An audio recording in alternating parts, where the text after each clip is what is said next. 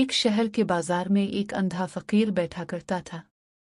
لوگ اسے سکے دے دیتے اور وہ شکر ادا کرتا، مگر شہر میں ایک تاجر تھا جو ہر روز اس فقیر کے پاس سے گزرتا مگر کبھی اسے کچھ نہ دیتا۔ ایک دن تاجر نے مذاق میں فقیر کے ہاتھ میں ایک پتھر رکھ دیا اور کہا، یہ لو، سونا ہے۔ فقیر مسکرایا اور بولا، بیٹا، مجھے پتا ہے یہ سونا نہیں، میں آنکھوں سے اندھا ہوں مگر دل سے نہیں۔ تاجر حیران ہوا اور بولا، تمہیں کیسے پتا کہ یہ سونا نہیں؟